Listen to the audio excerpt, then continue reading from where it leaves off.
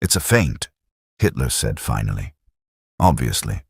They want us to commit our reserves to Normandy, then they'll launch the real invasion at Calais. The Pas de Calais, that's where it makes sense. Shortest crossing, closest to Germany. This is Eisenhower trying to be clever." Jodl had the reports in his hand. He'd read them 3 times. The scale of what was happening in Normandy didn't match a feint. Thousands of ships, thousands of aircraft, airborne divisions dropped behind the beaches. But Hitler was already moving, getting dressed, calling for his adjutants. "Get me the latest reports, everything, and get me Keitel. We need to assess the situation properly before we commit anything." That word, commit. Jodl felt something cold in his stomach. The Panzer divisions, the 12th SS Panzer Division, Hitler Jugend, positioned near Lisieux. The Panzer Lehr Division, near Le Mans. Both units within striking distance of the Normandy beaches. Both units ready to move. Both units waiting for authorization that only Hitler could give. And Hitler, now fully dressed in his uniform, was smiling. Actually smiling. This could be perfect, Jodl. If this is their main effort, if they've committed everything to Normandy, we can destroy them there. Crush them on the beaches, drive them back into the sea, show the world that Fortress Europe cannot be breached. The morning briefing began at 10:30. By then, more reports had arrived. The invasion wasn't slowing, it was expanding. 5 separate landing zones now identified. Utah Beach on the Cotentin Peninsula. Omaha Beach, where American troops were fighting through murderous German fire but still advancing. Gold Beach, Juno Beach, Sword Beach, where British and Canadian forces were pushing inland. Paratroopers had secured key bridges and crossroads behind the beaches. Naval gunfire was systematically destroying German coastal positions. Hitler listened to all of this, standing at the map table, occasionally asking questions. How many ships? Impossible to count, the reports said. Hundreds at minimum, perhaps more than 1,000. How many aircraft? The skies were black with them. Allied air superiority was absolute. How many troops ashore? Estimates varied, but by noon the number was climbing past 50,000, then 70,000, then higher. And Hitler kept returning to the same conclusion. Calais.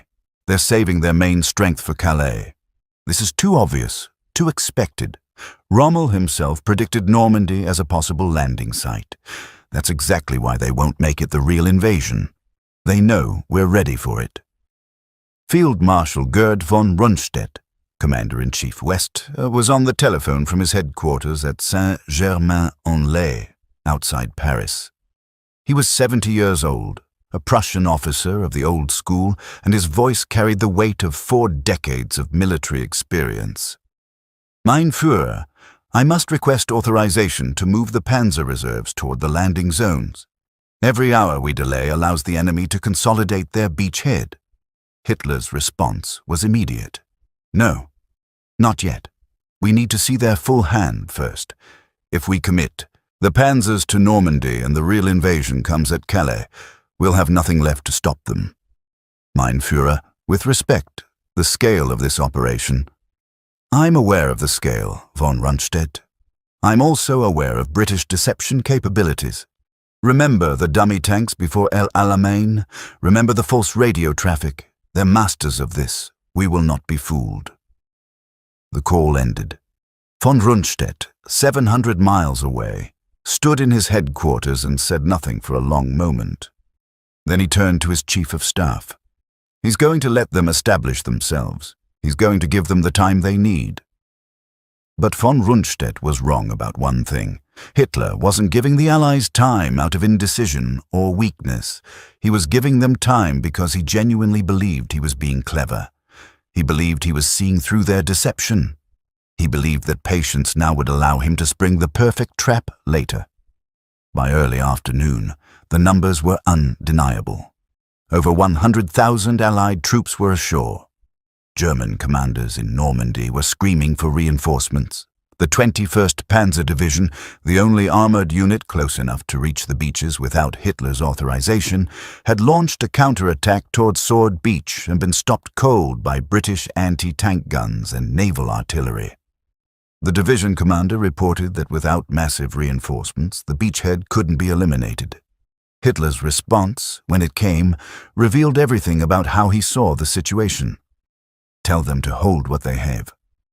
Contain the beachhead. Don't let it expand.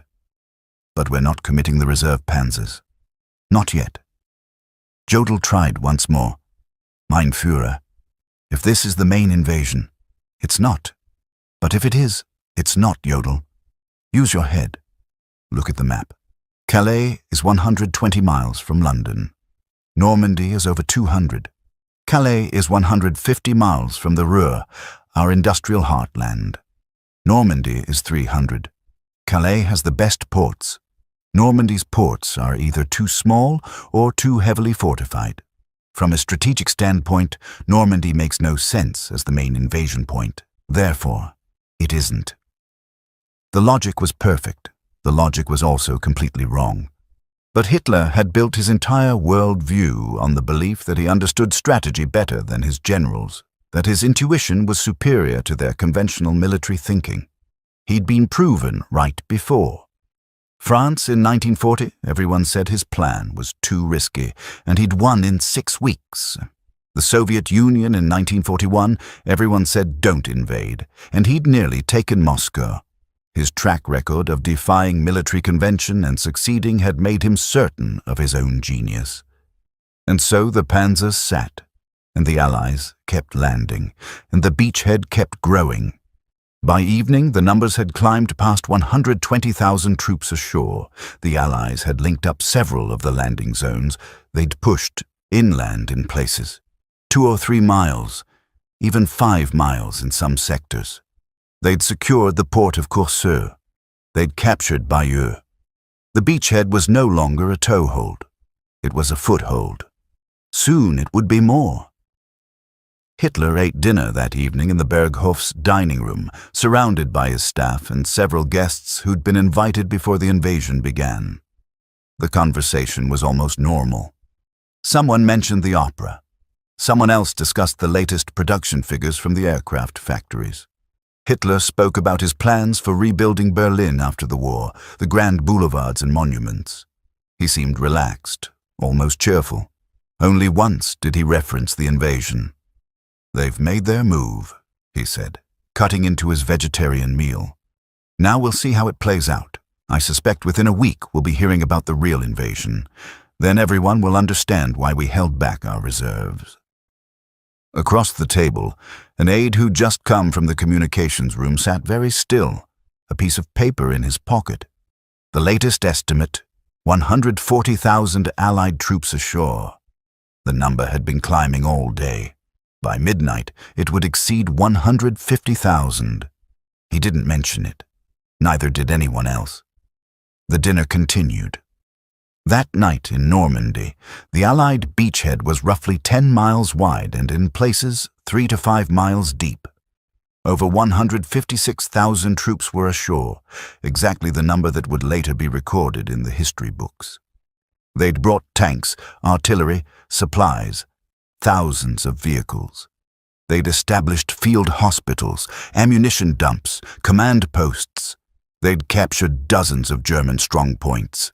They'd taken thousands of prisoners, and the panzer reserves that could have hit them while they were still vulnerable, still organizing, still establishing their positions, sat motionless, waiting for authorization that wouldn't come.